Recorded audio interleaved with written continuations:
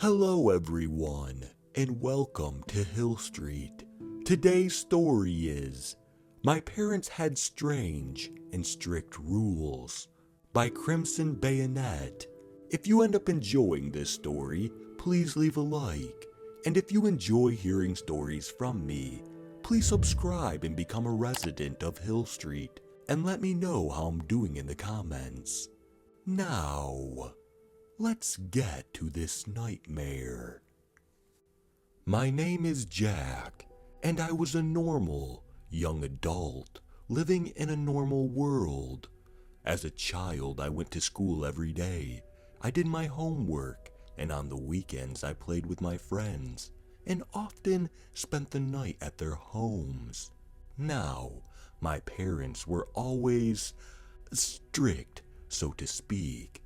They had a few rules that would be considered mean or rude by most children my age. But my parents told me at a young age it was to protect us and others. Let me go over them so you know the context. 1. You are not allowed to have friends stay the night. 2. You cannot tell anyone of our practices. 3. Meals made in the home stay in the home.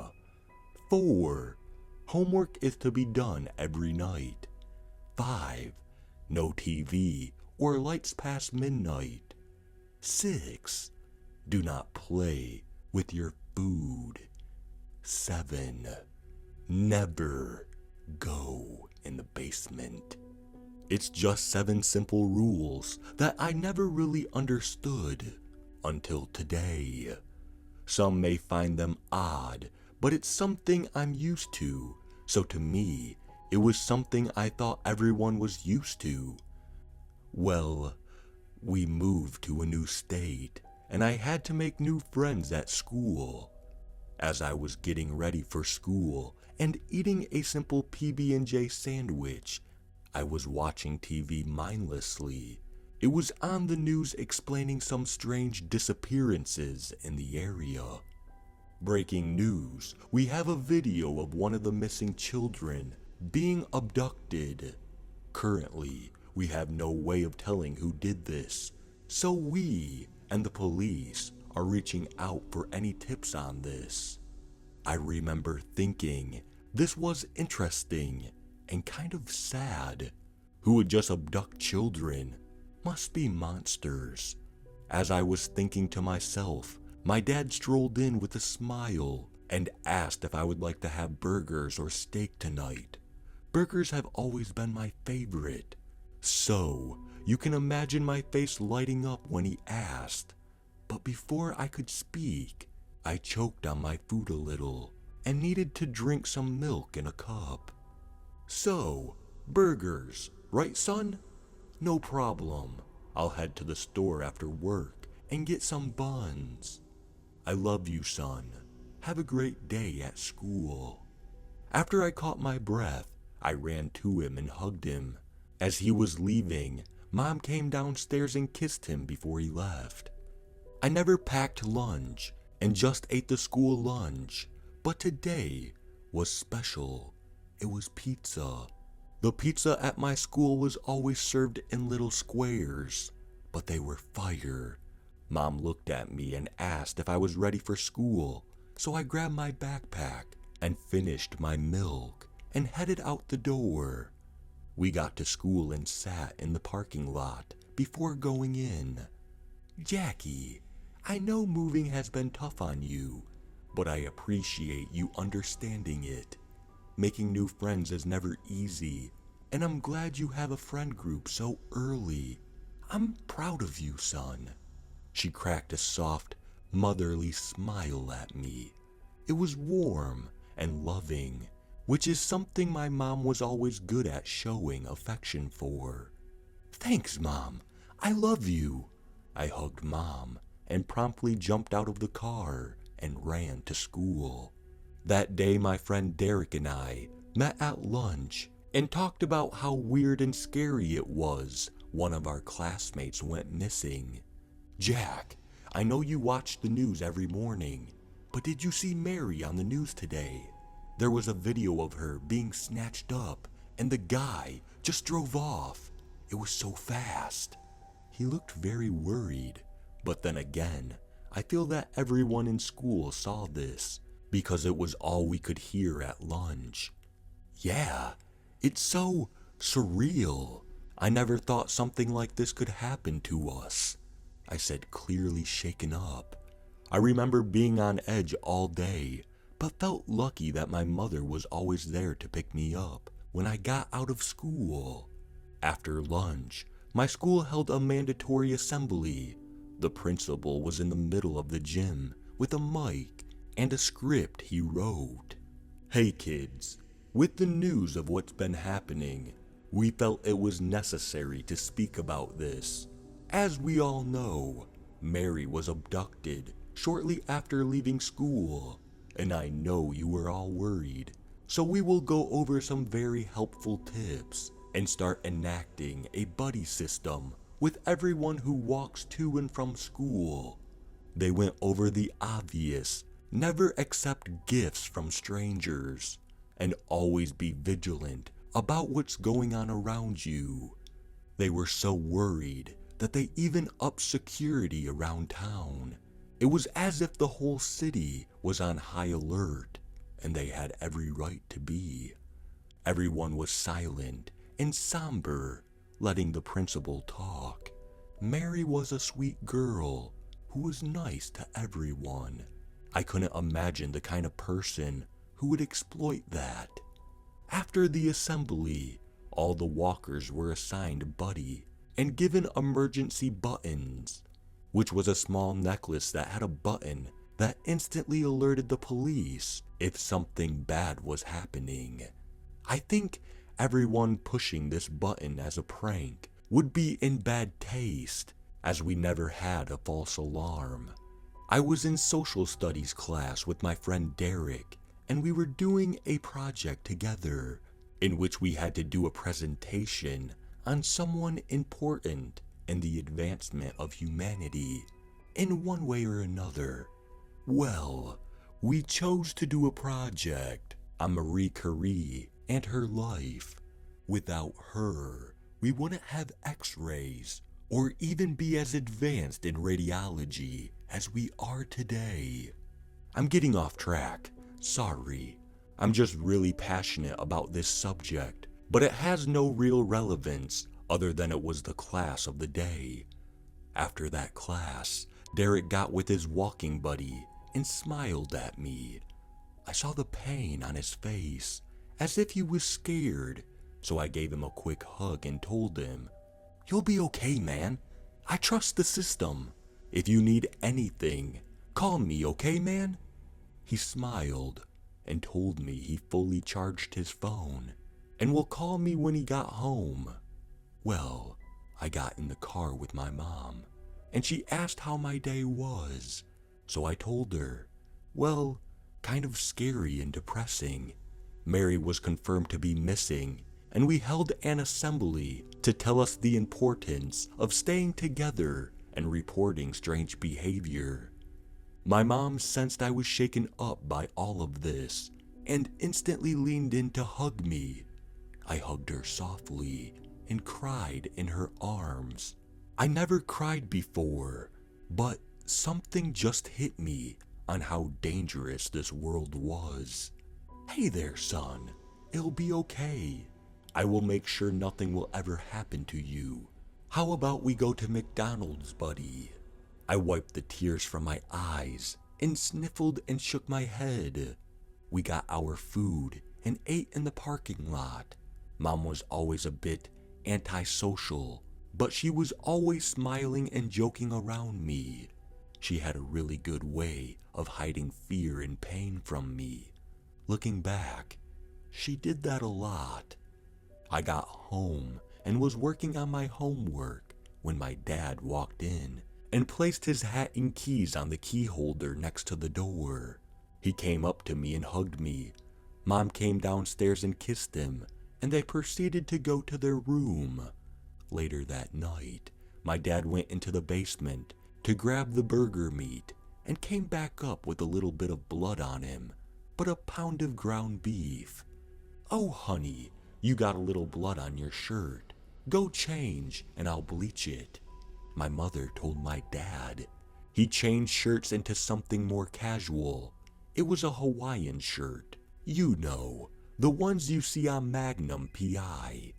Anyways, he was grilling the burgers when I got a call from my friend's mom.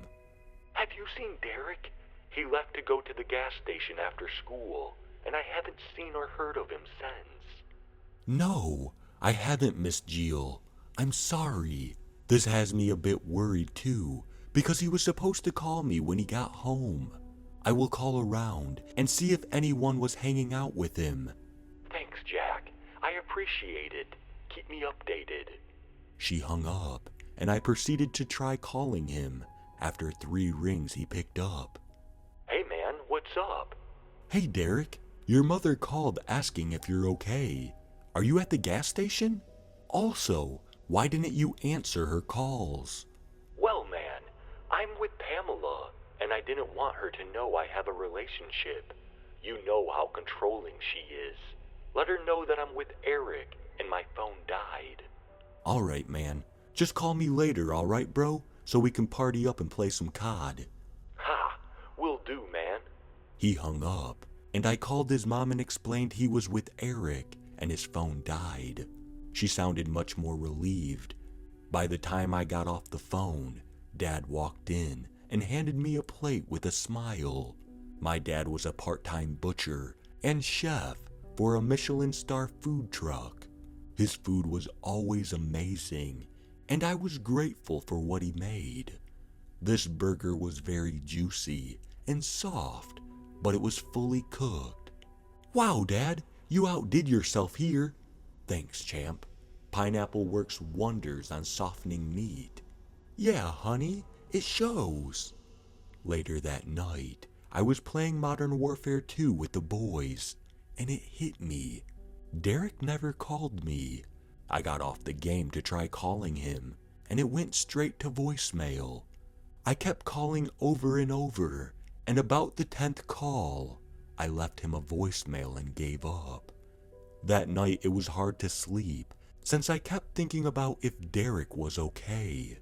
The next morning I was watching the news as I usually do, and I heard something that made my heart sink into my stomach. Last night, another child went missing on his way back from his friend's house. We don't have any footage, but the police have found his phone and asked any potential witnesses about his disappearance. The mother and community are devastated. I saw the phone. It was Derek's. I know since he had a personalized case with his favorite anime on it, which at the time was Naruto. I welled up and started to cry. I desperately tried calling his mom, but she didn't pick up. Moments later, we get 3 loud bangs on the door. Mom went downstairs to answer, and it was the police.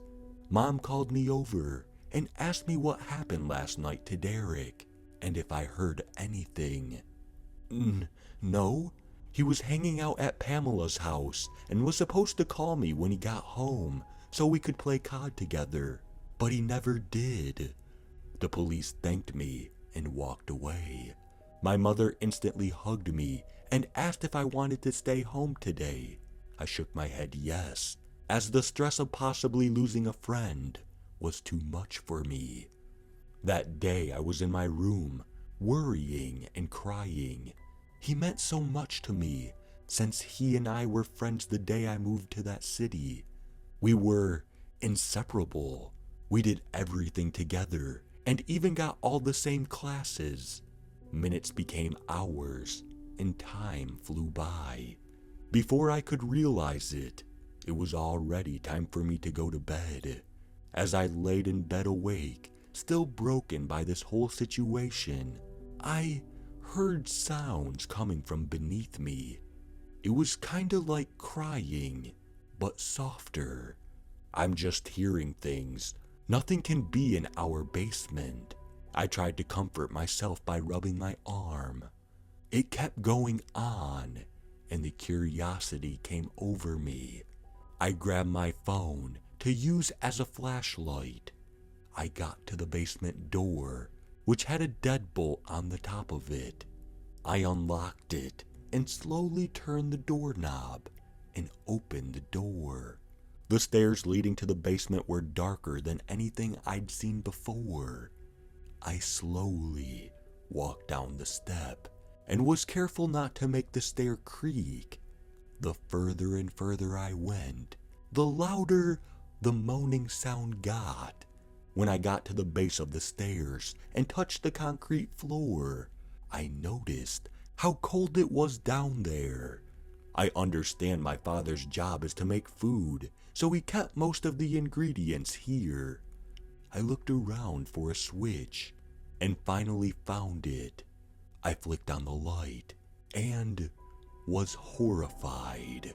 There was Derek, tied up and barely awake. He had a gag in his mouth, and the beeper he had was on the table next to him. I instantly went to release him, but before I could even touch him, I looked to my left and saw a body. Well, what was left? The body hanging from a hook. It was a small body and female. The head was missing and the rib cage was wide open. Parts of the body were missing, like the legs and arms. Looking at the table, I noticed there was her hand, and the meat grinder still had bits of flesh in it. I got queasy and my vision started to blur. I was a cannibal, and I couldn't believe it. It was then when I heard something snap me out of my daze. It was my father calling my name out. "Jack, you shouldn't be down here. We have rules for a reason, son." He was walking down the stairs with a butcher knife and bloodlust in his eyes. I slowly backed up to the table behind me and slowly grabbed the emergency button before he could see me grab it. He got to the base of the stairs and walked to my friend Derek and stood in front of him. "Son, in life there are rules set in place to keep bad things from happening, and if those rules are broken, there are severe consequences." He played with his knife slowly and looked at it intently. I pressed the button quietly in my pocket. "You see, sometimes the best lessons are the hardest, boy. Friends are temporary, but family." He swung the knife down onto Derek's head, splitting it with a sickening crack. Blood sprayed into the air in a fine mist. I collapsed to the ground and begged my father to stop. I was crying so much that I couldn't breathe. "Get up, son. You have to understand this is for your best. Mom and I wanted to break this to you soon anyway, so you have to get over it. This is how our family has eaten for centuries." I could hear my mother walking down the stairs. She stood there with a blank expression, with slight disappointment. As I was crying, my mother came by me to comfort me, but it felt fake for the first time. I pushed her off and tried running up the stairs, but my father threw the knife into my leg. "Son, if you cannot comply, we will simply have to do what we did to your friend. We can always just move and change our names, make a new kid. We have done it before you were born many times." My father walked up the stairs to me and pulled the knife out of my leg. Something came over me, and I kicked him as hard as I could, which sent him tumbling down to the ground, and he let out a cry of pain. Mom rushed to him to check on him, but I didn't take any chances and crawled up the stairs as fast as possible. I got to the door, and my mom yelled, "Get back here now, mister, or you'll be in bigger trouble." I looked down the stairs, sweating and breathing heavily, I said one thing: "Screw you," as I slammed the door and deadbolted it. She rushed up the stairs and started banging on it, yelling at me to open the door. Moments later, I could hear the police sirens blaring in the background. They questioned me for hours and pulled my father out of the basement in handcuffs. Where was Mom? She's still down there. She has to be. Son, your dad, and Derek were all we found. We scoured the whole basement and didn't find her.